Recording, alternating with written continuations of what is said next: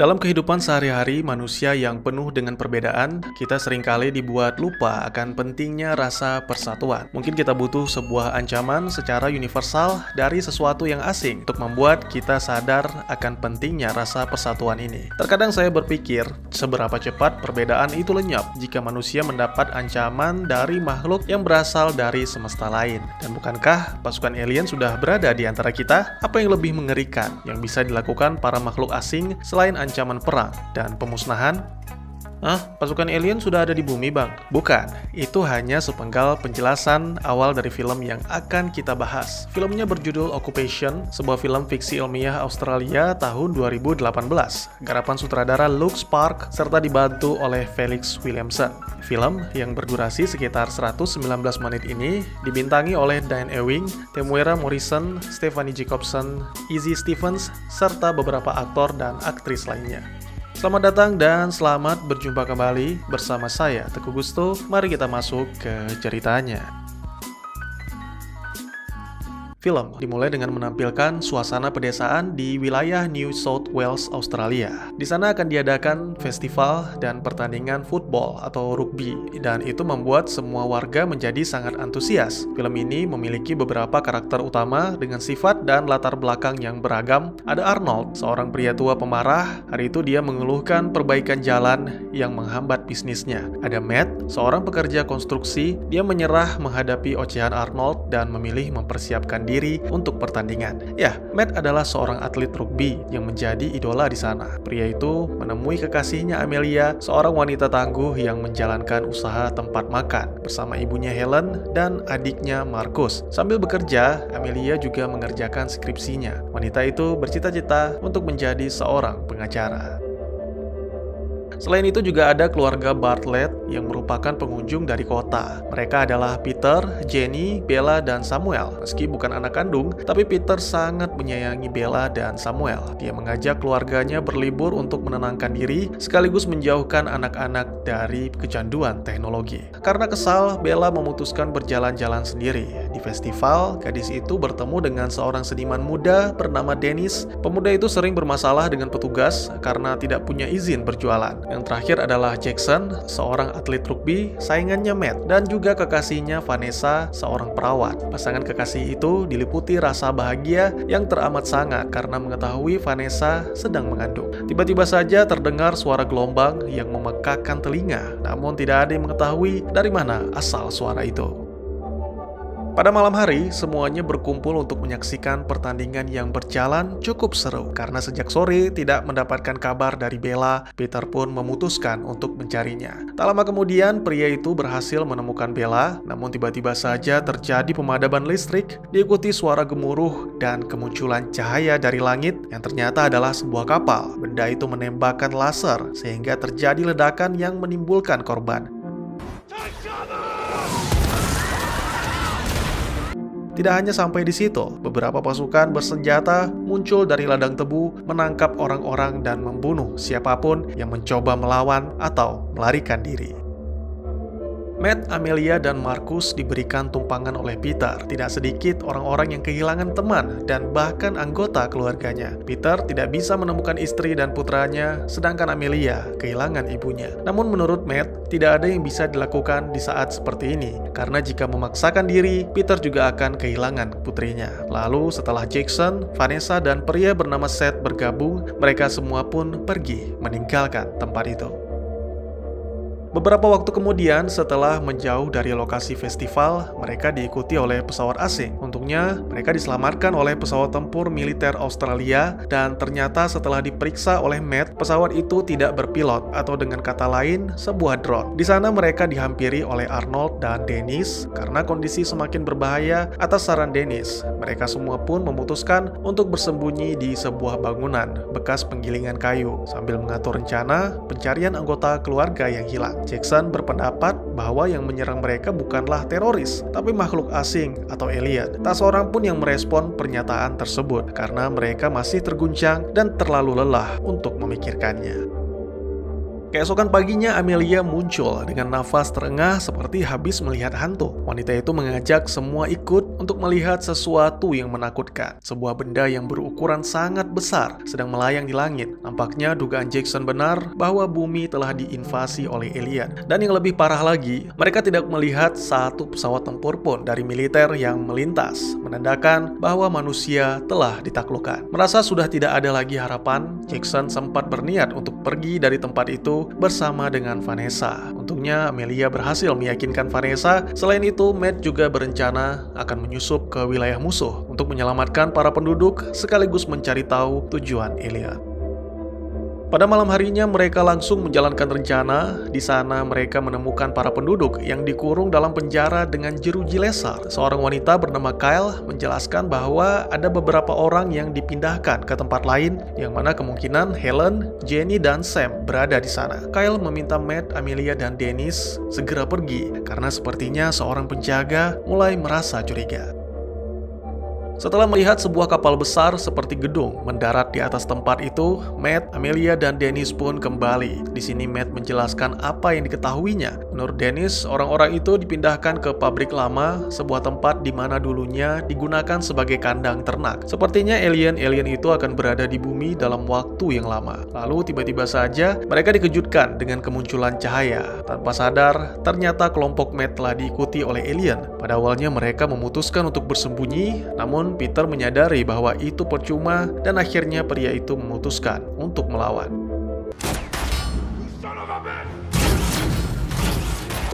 Tindakan berani Peter diikuti oleh semua orang. Matt bahkan nekat berduel 1 lawan 1 dengan alien. Berkat kekompakan, mereka berhasil membunuh 2 alien dan merebut senapannya. Matt yang mencoba menggunakan helm alien menyadari bahwa benda itu digunakan untuk mendeteksi makhluk hidup. Itu adalah sebuah keuntungan. Para alien itu tidak akan bisa membedakan manusia dan tumbuhan ketika menggunakan helm. Atau dengan kata lain, manusia yang berada di dekat tumbuhan tidak terdeteksi.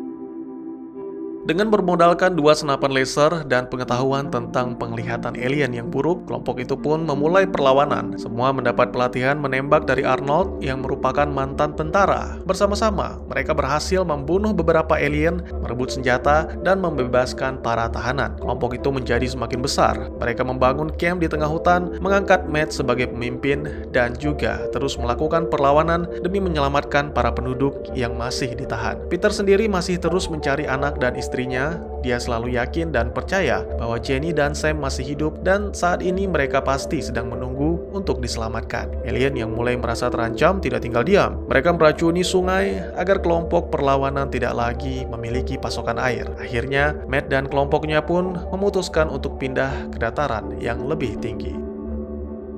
8 bulan kemudian, masih tidak ada tanda-tanda perlawanan dari militer, yang mana ini berarti pemerintah telah runtuh. Pada suatu pagi dini hari, ketika melakukan serangan, Matt dan Amelia bertemu dengan seorang wanita bernama Chloe yang berhasil melarikan diri dari alien. Dia menjelaskan apa yang dilakukan makhluk asing itu terhadap manusia. Sebagian besar dijadikan budak, sedangkan sisanya dijadikan bahan penelitian. Tiba-tiba saja mereka dikepung oleh alien. Matt yang tertangkap berhasil diselamatkan Amelia, tapi sayangnya tidak dengan Chloe, entah apa yang akan terjadi kepadanya.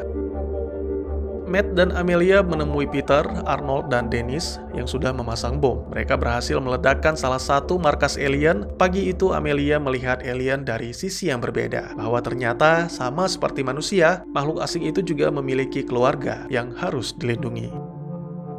Beberapa waktu kemudian, setibanya di camp, Matt mendapat laporan bahwa Jackson, Marcus, dan Bella telah berhasil menangkap salah satu prajurit alien. Meski Jackson yakin bahwa alien itu tidak dipasangi pelacak, namun Matt tidak bisa membenarkan tindakan Jackson yang telah membuat para remaja dalam bahaya. Ketika semuanya pergi, Amelia menyerahkan sebuah benda yang didapatnya dari Chloe. Ternyata itu adalah proyektor yang menampilkan planet bumi. Kemudian Matt dan yang lainnya pun kembali. Pria itu dengan senang hati mengizinkan Peter untuk menyiksa prajurit alien itu sampai mati. Amelia yang tidak setuju dengan hal itu memilih meninggalkan camp untuk untuk melanjutkan pengintaian. Apa yang dikatakan Chloe tidak salah. Para manusia dijadikan budak untuk menanam tumbuhan yang berasal dari planet alien. Kembali ke camp, setelah membunuh prajurit alien, Matt mengajak kelompoknya untuk melakukan penyerangan sekaligus menyelamatkan orang-orang yang dijadikan budak. Beberapa tidak setuju dengan keputusan tersebut, namun Matt menegaskan bahwa jika tidak menyerang, maka cepat atau lambat mereka akan diserang. Tiba-tiba saja Vanessa merasakan kontraksi. Ternyata sudah waktunya. Proses persalinannya dibantu oleh Bella, Peter, dan Seth. Sedangkan Dennis diminta menyusul Jackson untuk mengabarkan hal ini. Tak lama kemudian Dennis berhasil menemui Jackson, namun sialnya ternyata diam-diam alien sudah berada di sana. Bahkan sebagian pasukan sudah menyerbu camp, sehingga Peter dan lainnya harus membawa Vanessa untuk melahirkan di tengah hutan. Kembali ke pasukan Matt, mereka benar-benar dibuat terpojok. Untungnya di saat-saat terakhir, Amelia datang bersama para tentara. Namun, sangat disayangkan, Vanessa meninggal dunia setelah melahirkan seorang bayi perempuan. Sedangkan Seth tewas dibunuh Peter karena berusaha mencelakai Vanessa.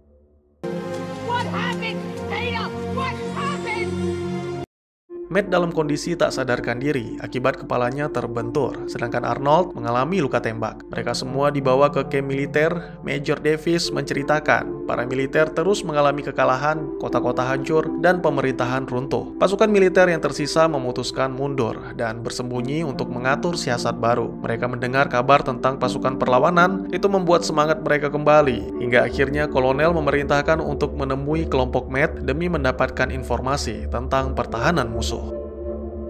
Beberapa waktu kemudian, Kolonel Grant menjelaskan tentang misi mereka. Menurut informasi dari Intel, para alien membuat senjata biologis berupa virus atau patogen, dan saat ini senjata itu sedang dibawa ke dalam perang besar di Sydney. Grant berniat mengambil kesempatan untuk menyerang pabrik, sebuah lokasi yang menurut informasi menjadi tempat diciptakannya senjata biologi. Jika kelompok Matt yang kini dipimpin oleh Amelia mau bergabung, itu akan sangat membantu. Ini sekaligus menjadi kesempatan untuk membebaskan para penduduk desa yang dijadikan budak. Amelia dan yang lainnya pun sepakat memutuskan untuk bergabung, kecuali Arnold yang lengannya terluka dan Jackson yang harus menjaga putrinya.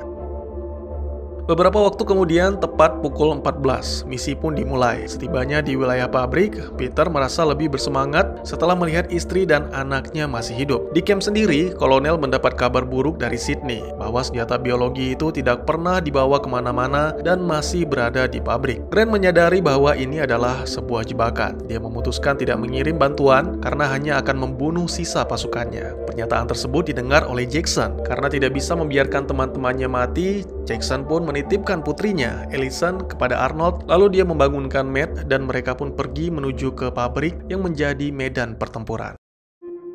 Sementara itu di pabrik sendiri, pertempuran telah dimulai. Sadar akan bantuan yang datang, orang-orang yang dijadikan budak pun serentak menyerang prajurit alien dengan senjata seadanya. Alien yang mulai terancam mengeluarkan meriam laser. Itu cukup merepotkan pihak militer manusia, tapi untungnya Davis berhasil menyelinap ke balik pertahanan musuh dan setelah memenangkan pertarungan yang nyaris merenggut nyawanya, Davis berhasil merebut senjata itu.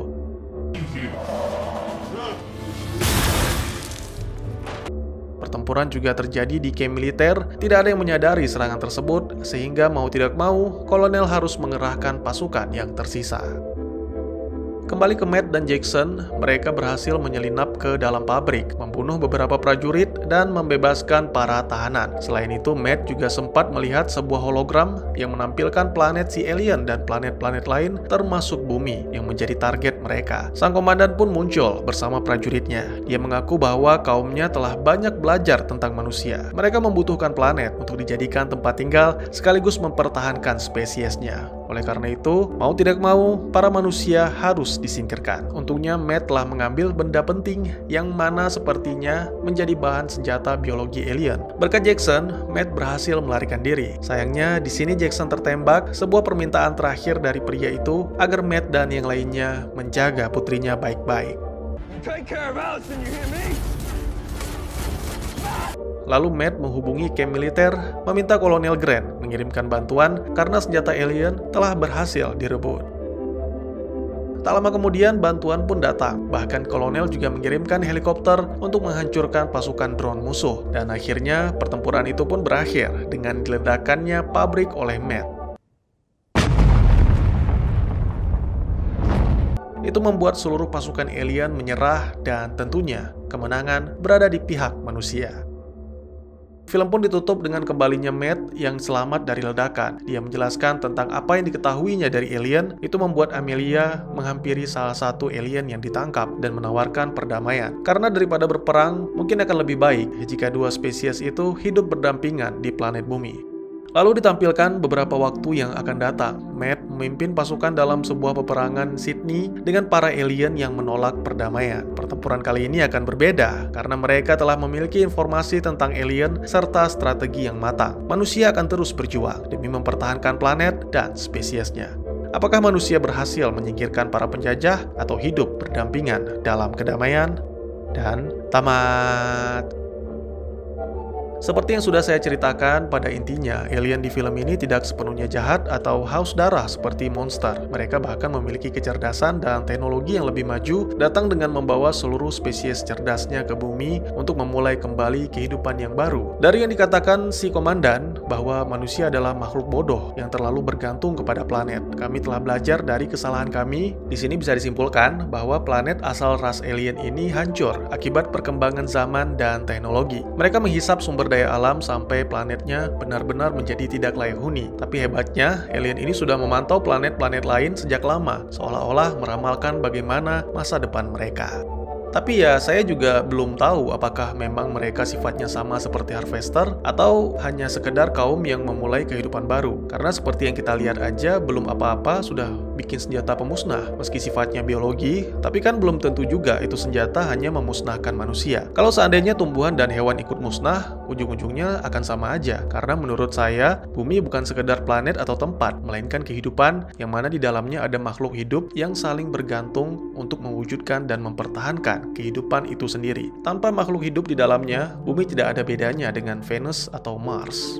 Sebenarnya untuk film-film invasi alien, film ini cukup bagus, memberikan sesuatu yang berbeda, di mana biasanya yang memulai perlawanan adalah tentara atau militer, tapi di sini justru dari warga sipil. Hanya saja, mungkin naskahnya harus lebih berat, dan jangan terlalu lebay. Dikit-dikit I love you. Apaan coba? Lagi perang nih, malah kontek-kontekan sama pacar. Dialognya nggak nyambung, terus ujung-ujungnya bilang I love you. Bikin merinding. Udah gitu si Amelia ini datang ngelihat Vanessa mati, malah teriak-teriak, nanya matinya kenapa. Udah tahu yang satu-satunya hamil di kelompok itu cuma Vanessa. Terus ngelihat si Bella gendong bayi, ya pastinya kan kita udah tahu Vanessa abis melahirkan. Dan melahirkan itu katanya antara hidup dan mati. Jadi seharusnya sebagai wanita dia udah tahu lah. Niatnya mau bikin sedih, malah jadinya ketawa.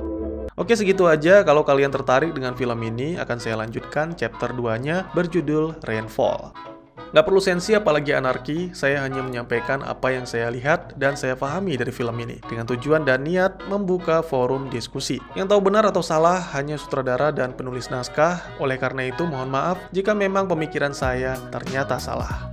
Bagi teman-teman yang punya teori tentang film ini, ataupun ingin berdiskusi, atau mungkin juga teman-teman punya referensi film lain untuk kita review, silahkan tuliskan di kolom komentar, atau bisa DM ke Instagram saya di @tekugusto. Insya Allah pasti akan saya baca. Mari kita jadikan kolom komentar sebagai sarana penambah wawasan dan menciptakan jalinan persaudaraan, bukannya malah menjadikannya sebagai tempat pembulian, sehingga menciptakan permusuhan. Sekian dulu videonya dan jangan lupa untuk dukung terus channel ini dengan cara share, like, dan subscribe, karena dukungan dari kalian sangat berharga bagi saya demi perkembangan channel ini. Saya Gusto, sampai jumpa di video selanjutnya, tetap semangat, tetap bersyukur setiap hari. Dadah!